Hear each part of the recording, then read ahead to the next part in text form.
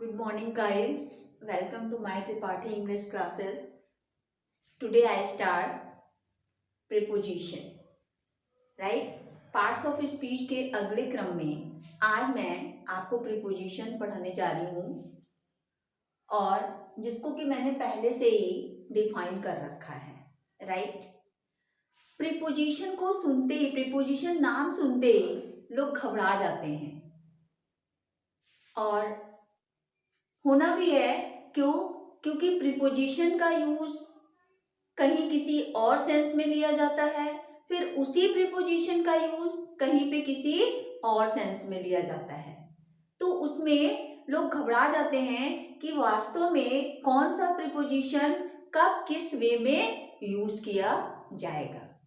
तो यहाँ पे यही कंफ्यूजन दूर करने के लिए आज मैं बहुत इजी तरीके से आपको कुछ इम्पॉर्टेंट प्रीपोजिशन परीक्षा के दृष्टिकोण को देखते हुए मैं कुछ इम्पॉर्टेंट प्रीपोजिशन आपको पढ़ाने जा रही हूँ जो कि आपके कॉम्पिटिटिव एग्जाम में भी काम आएंगे, होम एग्जाम में भी आएंगे काम और बोर्ड एग्जाम में भी आपके काम आएंगे. राइट? तो अब प्रीपोजिशन का नाम सुनकर घबराने की जरूरत नहीं पड़ेगी आप लोग को कि प्रीपोजिशन आ गया तो हम कैसे करेंगे. राइट? क्यों? क्योंकि बहुत ही सिंपल तरीका अब इस वीडियो के माध्यम से आपको मिलने वाला है. पहले तो हम समझेंगे प्रीपोजिशन होता क्या है. अ preposition shows relation between a noun और अ प्रोनाउन, कि एक नाउन या प्रोनाउन के बीच में क्या रिलेशनशिप होता है या फिर हम कहें and another part of sentence, उनके रिलेशन को बताता है. दूसरी चीज जो सबसे इंपॉर्टेंट चीज है कि preposition mostly come before their object. जो ऑब्जेक्ट होता है उसके ठीक पहले प्रीपोजिशन, ज्यादा से ज्यादातर प्रीपोजिशन ऑब्जेक्ट के पहले ही यूज होता है. तो गाइस प्रीपोजिशंस के रूल हैं भी और नहीं भी हैं. शायद इसीलिए बच्चे घबराते भी हैं. राइट? लेकिन यहाँ पे हम कुछ इंपॉर्टेंट प्रीपोजिशन की बात करते हैं जिसमें पहला यूज हम आपका यूज ऑफ इन और एट का बताऊंगी. इन और एट. इसी के क्रम में हम इनटू का भी यूज इसी में बता दे रहे हैं. कम समय में ज्यादा सीखना, यही तो है इस वीडियो का ट्रिक कि समय भी कम लगे और आप ज्यादा सीख भी जाओ. कभी कभी होता है ढेर सारी किताबों का कलेक्शन जुटा लेते हैं तो आधा तो दिमाग मेरा डिस्टर्ब हो जाता है. किसमें? ढेर सारी किताबों को देख करके घबराहट होने लगती है कि ये किताब पढ़ें कि वो किताब पढ़ें, ये वाला रूल पढ़ें कि वो वाला रूल पढ़ें. क्योंकि जितनी किताबें आप देखेंगे सब में कुछ ना कुछ रूल जो है डिफर करेगा. तो यही घबराहट दूर करने के लिए कम टाइम में ज्यादा सीखने का तरीका यहाँ पे बताया जा रहा है. तो यूज ऑफ इन, एट और इनटू, कि कैसे हम इन का यूज करेंगे, एट का यूज करेंगे और इनटू का यूज करेंगे. इन का मतलब होता है में और इनटू का मतलब भी होता है में. राइट? और एट जो होता है तो इन भी जो है में के सेंस में लेते हैं और इनटू का भी यूज जो होता है में के सेंस में ही होता है. इन जो है ये टाइम पीरियड को भी शो करता है, उसी तरह से एट भी जो है टाइम पीरियड को शो करता है. लेकिन कुछ तो अंतर होगा कि कब हम इन का यूज करेंगे और कब हम एट का यूज करेंगे. राइट? तो यही कंफ्यूजन हम दूर कर रहे हैं. इन का यूज बड़े शहरों के लिए यूज किया जाता है, एट का यूज छोटे शहरों के लिए यूज किया जाता है. राइट? इन का यूज हम कोई चीज स्थिर हो, कांस्टेंट, तब हम करते हैं। और इनटू का यूज कब करते हैं? जब कोई चीज गतिमान होती है। तो सबसे पहले हम इन का यूज करते हैं। इन का यूज अगर हम कोई चीज स्थिर हो तो कैसे करेंगे? स्थिर का मतलब कोई चीज किसी के अंदर, एक ही जगह, तो वहां पे इनका यूज करते हैं। इनका मतलब में भी होता है और इनका मतलब अंदर भी होता है। तो कोई चीज किसी चीज के अंदर हो, स्थिर हो, तो वहां पे हम क्या यूज करेंगे? इनका यूज करेंगे। जैसे हम कहें कि एग्जाम्पल आप देखिए, माय पेन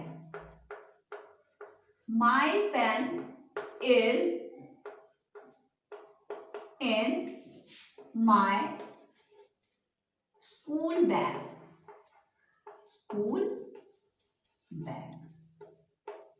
कि मेरी कलम मेरे स्कूल बैग के अंदर है।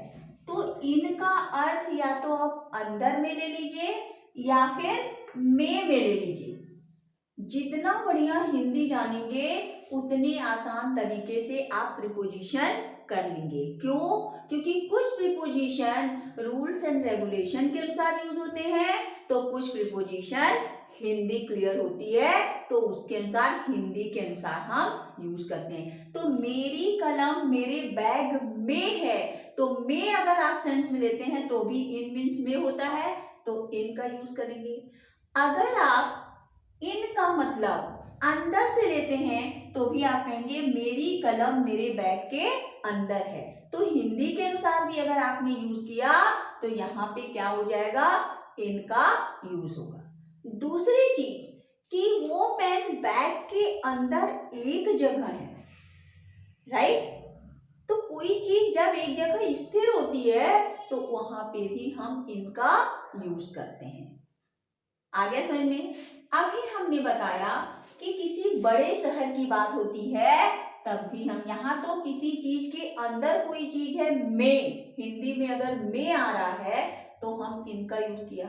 उसके अलावा हमने अभी आपको बताया कि जब हम किसी बड़े शहर की बात करते हैं तब भी हम इनका यूज करते हैं। दूसरा एग्जांपल, जैसे हम कहें कि he lives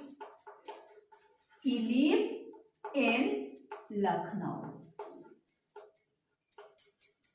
right? He lives in Lucknow. तो यहाँ पे लखनऊ क्या है? लखनऊ वेल नोन सिटी है, ये कैपिटल है तो इसको सब जानते हैं। तो ये लखनऊ से पहले क्या हो जाएगा? इन। क्यों? क्योंकि यहाँ पे एक बड़े सिटी की बात कर रहे हैं जो वेल नोन है। कंट्री में भी पूछा जाए तो लखनऊ को सब जानते होंगे, राइट? अब हम कब एट का यूज करेंगे? हमने बताया कि जब हम किसी छोटे शहर की बात करते हैं, किसी कस्बे की बात करते हैं जो केवल लोकल लोग ही जानते हैं, राइट? जो केवल लोकल ही जानते हैं। जैसे हम ये डेफिनेशन ऊपर का मैं रिमूव करती हूँ।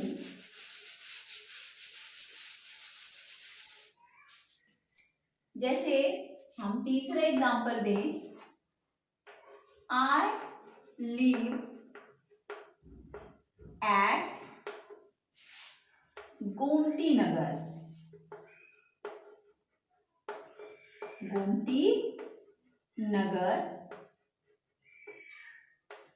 इन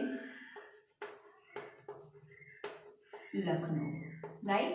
तो आप देख रहे हैं कि यहां मैंने एट का भी यूज किया और इन का भी यूज किया। अभी तुरंत मैंने बताया कि जब हम बड़े शहर की बात करेंगे तो उसके पहले हम इनका यूज करेंगे, और जब हम किसी छोटे शहर की बात करेंगे, छोटे शहर का मतलब कि किसी कस्बे, एरिया या गांव की बात करेंगे जिसको केवल लोकल लोग ही जानेंगे, तो उसके पहले हम एट का यूज करेंगे, राइट? अब यहाँ पे बड़े शहर का भी नाम है, छोटे शहर का भी नाम है, तो वहां पे हम देखेंगे, दोनों में कंपेयर करेंगे, शहर ये भी है, शहर ये भी है, लेकिन ये बड़ा है। This is well known city. ये जो है जाना माना, यानी कंट्री में भी लखनऊ जानेंगे लोग, ठीक है, आउट ऑफ कंट्री भी लोग जानेंगे, लेकिन गोमती नगर नहीं जानेंगे। ये तो लखनऊ में गोमती नगर में रहने वाले लोग जानेंगे ना कि गोमती नगर कहाँ है। तो ये लखनऊ और गोमती नगर में, गोमती नगर छोटा है, यानी लखनऊ में गोमती नगर है, तो गोमती नगर क्या हुआ, छोटा हुआ शहर। तो छोटे शहर से पहले हमने क्या यूज कर दिया, एट का यूज कर दिया, और बड़े शहर से पहले इन का। और कब एट का यूज होता है, स्टेशन की बात करें या किसी टाइम पीरियड की बात करें, समय की बात करें, तब हम एट का यूज करते हैं। जैसे चौथा एग्जांपल दे, ही स्लीप्स एट 9 o'clock, राइट। तो यहाँ एक टाइम पीरियड की, सर्टेन टाइम पीरियड की बात हो रही है, तो यहाँ पे क्या यूज हो गया, एट, राइट। तो ये हमारा इन और एट का यूज कैसे होता है, जब हम किसी समय की बात करते हैं तो हम एट का यूज करते हैं, किसी छोटे शहर की बात करते हैं तो एट का यूज करते हैं, बड़े शहर की बात करते हैं तो इन का यूज करते हैं, या कोई चीज एक जगह स्थिर होती है तब हम इनका यूज करते हैं, राइट। अब हम इनटू का यूज बताते हैं।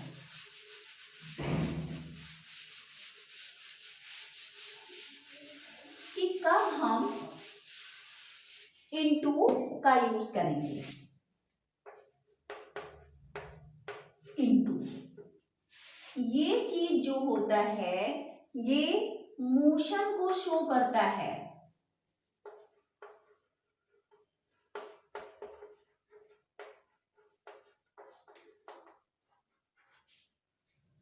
Motion of something, motion of a person और थिंग्स, किसी भी चीज की बात कर लीजिए, ये गति की बात करता है, यानी कोई चीज जब गतिमान अवस्था में होती है, गति करती है, तो वहां पे हम इनटू का यूज करते हैं। जैसे एग्जाम्पल अगर हम दें कि he is swimming,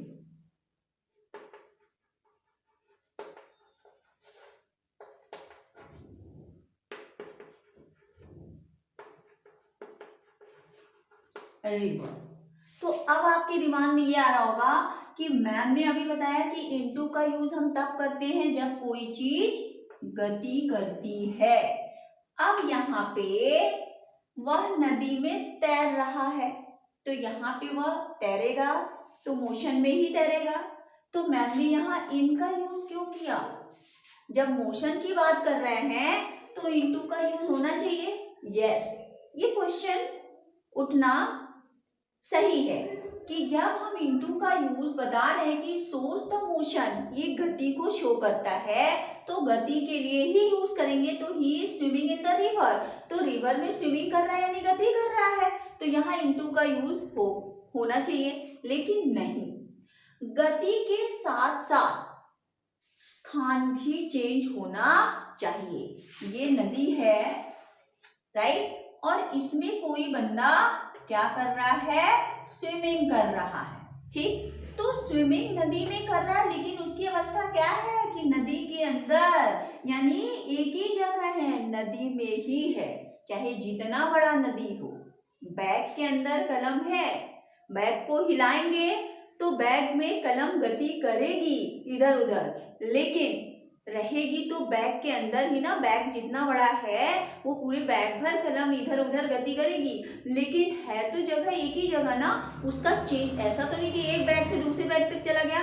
at the same year ये बंदा नदी में स्विमिंग कर रहा है, नदी चाहे जितनी बड़ी है, लेकिन स्विमिंग एरिया तो नदी का ही है ना, नदी से चेंज तो नहीं हो रहा ना। लेकिन अगर इसी को हम लिखें दूसरा एग्जाम्पल कि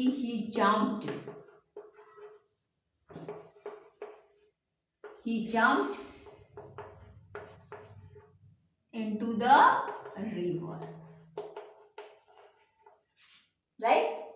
यहाँ पे नदी में स्विमिंग कर रहा है, ये सही है कि स्विमिंग कर रहा है तो गति कर रहा है, लेकिन एक ही जगह स्थान परिवर्तन नहीं हो रहा है। अगर हम यहाँ बात करें तो मान लिया कि ये इंसान यहाँ पे है, ये इंसान यहाँ पे है और नदी यहाँ पे है। जब ये कूदेगा तो यहाँ से यहाँ जाएगा, मीन्स पहले यहाँ था, अब यहाँ से यहाँ पे आया, यानी गति करते हुए आया। तो मोशन भी हो और साथ में स्थान भी चेंज हो, तब आपका वहां पे क्या यूज करेंगे, इनटू। तो अगर इनटू का यूज करना है तो आप ये देखेंगे कि कोई भी चीज, चाहे वो व्यक्ति हो या कोई सामान हो, वो गतिमान अवस्था में हो लेकिन साथ साथ उसका प्लेस भी चेंज हो। जैसे he is going in the hall नहीं होगा, he is going into the hall, क्योंकि अभी हम यहाँ पे खड़े हैं और यहाँ से 10 कदम अगर किसी दूसरे रूम में जाना है तो वहां पे हम इनका यूज नहीं करेंगे। क्यों? क्योंकि हम गति भी कर रहे हैं और साथ में हमारा जगह भी चेंज हो रहा है। तो गति भी हो और जगह भी चेंज हो तो वहां पे हम किसका यूज करेंगे, इनटू का यूज करेंगे, राइट। वो नदी में, हिंदी में आ रहा है, नदी के अंदर अंदर आ रहा है, तो हिंदी में सेंस तो समझ में आ रहा है कि जब मे का यूज होगा या अंदर के सेंस में आएगा तो इन या इनटू का ही यूज होगा। लेकिन आपको ये ध्यान देना है कि गति के साथ साथ गति हो रही है और गति के साथ साथ स्थान चेंज हो रहा है कि नहीं, ये चीज देखना जरूरी है, अदरवाइज इनटू और इनमें आप कंफ्यूज कर जाओगे। तो हिंदी के साथ साथ आपको ये भी देखना है कि वो चीज गति कर रही है तो उसका स्थान परिवर्तन हो रहा है कि नहीं। अब हम दूसरे प्रीपोजिशन की बात करते हैं।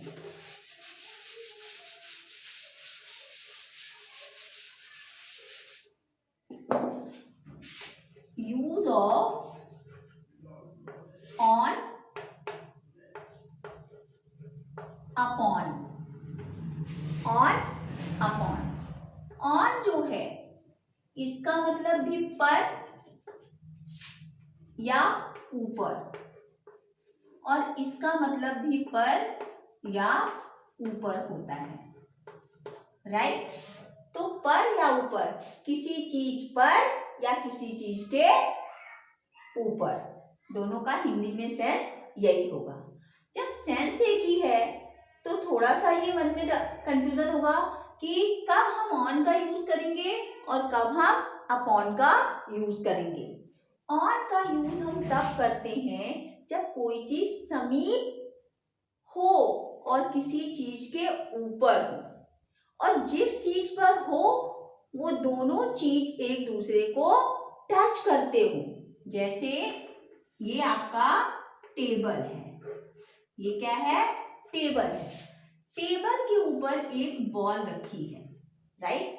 तो हियर यू कैन सी, आप देख सकते हैं हिंदी में अगर लें तो हम कहेंगे बॉल टेबल पर है या टेबल के ऊपर है, तो हिंदी यही आ रही है। अब टेबल पे रखा है तो ये बॉल और टेबल की बॉडी टच कर रही है, यानी बॉल जो है टेबल के समीप है, राइट। बॉल जो है टेबल के समीप है, एक दूसरे को टच कर रहे हैं। और अगर हम अपॉन की बात करें, अगर हम अपॉन की बात करें, सॉरी अपॉन की स्पेलिंग में थोड़ी सी मिस्टेक हो गई है, UPON, राइट। तो अपॉन की बात करें तो इसकी भी हिंदी पर या ऊपर होती है, लेकिन इसमें कोई चीज स्थिर है।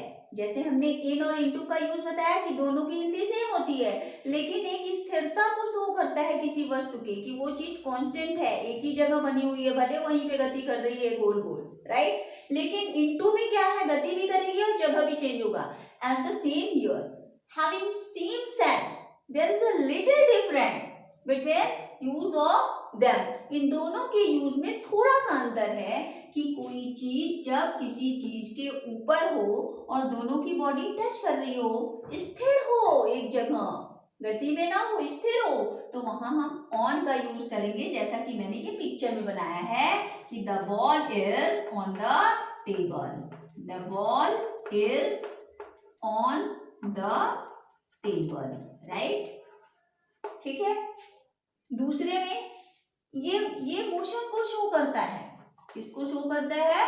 मोशन को, कि कोई चीज समीप नहीं होगी, ये गति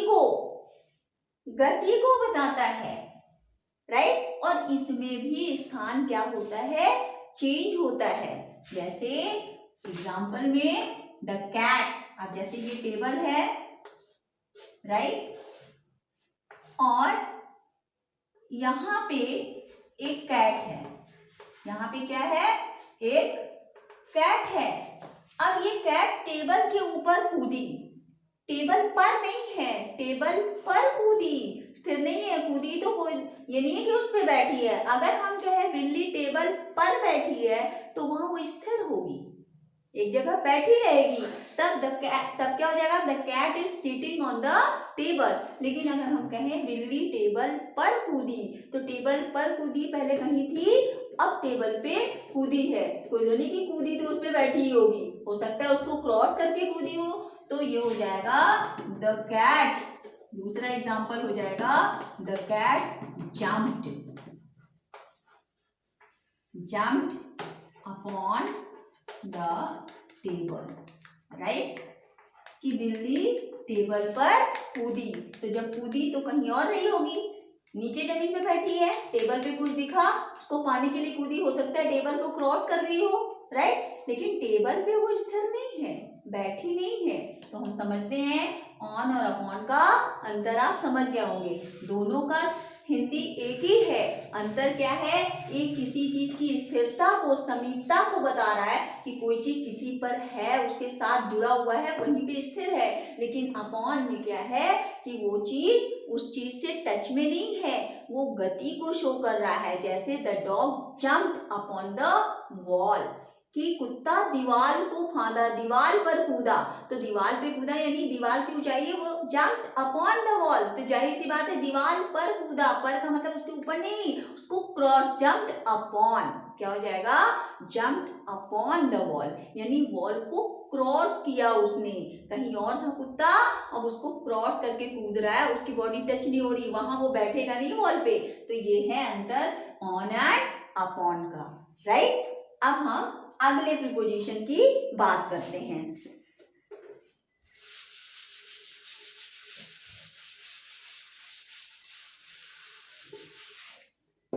अगला यूज है आपका विथ का यूज करते हैं, और बाय। विथ मतलब क्या होता है? साथ, और बाय का मतलब द्वारा, ठीक है। तो कभी कभी विथ और बाय के यूज में हम कंफ्यूज हो जाते हैं। बाय का यूज हम तब करते हैं जब किसी के द्वारा कोई काम होता है, किसी के द्वारा जब कोई काम होता है तो वहां हम क्या करते हैं? बाय का यूज करते हैं। लेकिन विथ का जो यूज होता है वो इंस्ट्रूमेंट के लिए यूज होता है, इंस्ट्रूमेंट के लिए यूज होता है। जब हम किसी इंस्ट्रूमेंट की बात करते हैं तो किसका यूज करेंगे? विथ का।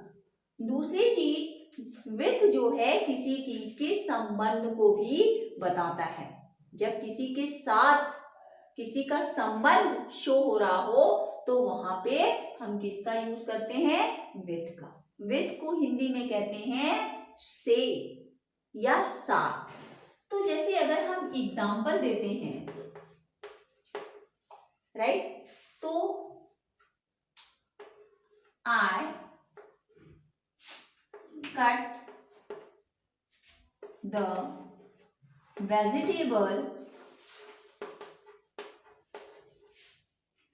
with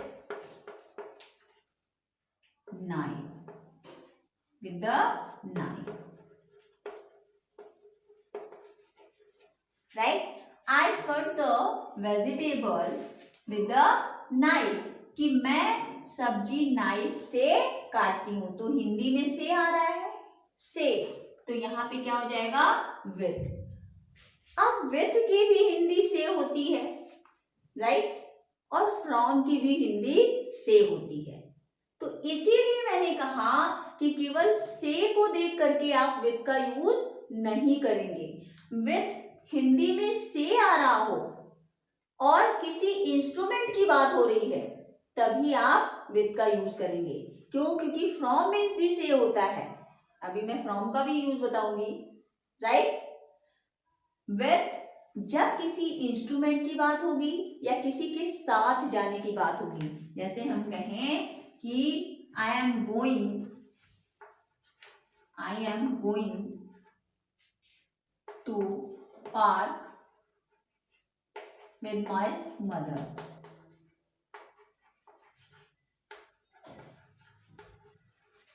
कि मैं अपने माँ के साथ पार्क जा रही हूँ। तो यहाँ माँ के संबंध को बता रहा है, अकेले नहीं जा रही हूँ, माँ के साथ। तो जब हम किसी के साथ, यानी हिंदी में जब साथ शब्द का यूज करते हो तो वहां पे हम किसका यूज करेंगे, विद का। और जब हिंदी में से आए और वो से किसी इंस्ट्रूमेंट के लिए यूज होता है तो हम किसका यूज करेंगे, विद का यूज करेंगे। जैसे हम कलम से लिखते हैं, हम कलम से लिखते हैं तो क्या हो जाएगा, विद पेन, क्योंकि कलम भी तो एक इंस्ट्रूमेंट है, जैसे नाइफ है तो क्या हो जाएगा, इंस्ट्रूमेंट है।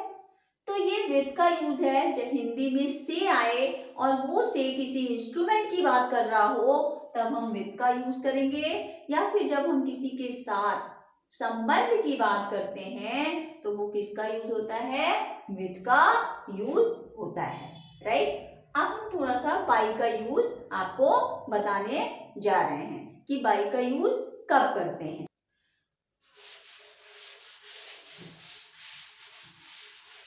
अब हमने कहा बाई का यूज जब कोई काम किसी के द्वारा होता है। I snake,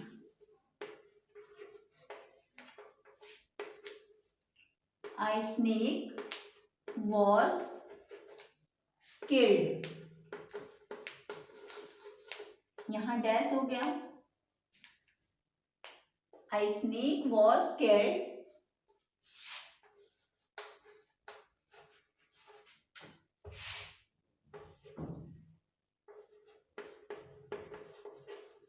right. यहां आपको प्रीपोजिशन भरना है। तो a snake was killed a by a stick, और प्रीपोजिशन वहां 3 दे दिया, विथ दिया, फ्रॉम दिया और बाय दिया, राइट। अब वहां पे आप सोचेंगे विथ मीन्स भी से होता है, फ्रॉम मीन्स भी से होता है और बाय मीन्स भी से होता है, और या द्वारा कह लीजिए, किसी के द्वारा। तो कैसे आप समझेंगे, हमने कहा जब किसी के द्वारा कोई काम होता है तो हम बाय का यूज करते हैं। तो यहाँ सांप किसके द्वारा मारा जा रहा है, लड़के के द्वारा सांप मारा जा रहा है। तो यहाँ पे लड़के के द्वारा, तो यहाँ किसी के द्वारा सांप मारने की बात हो रही है, इसलिए यहाँ पे हम किसका यूज करेंगे, बाय का यूज करेंगे। दूसरे में विथ का यूज करेंगे, क्यों, क्योंकि ये स्टिक है, ये इंस्ट्रूमेंट को शो कर रहा है।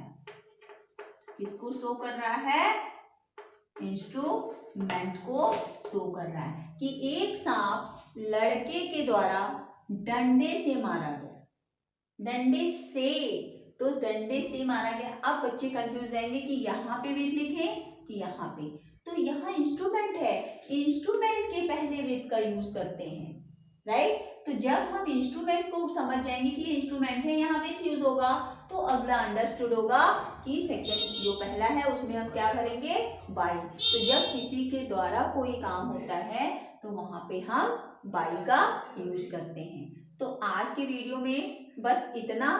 अब कुछ इंपॉर्टेंट प्रीपोजिशन और है जो कि बोर्ड के एग्जाम में 101% आना ही आना है।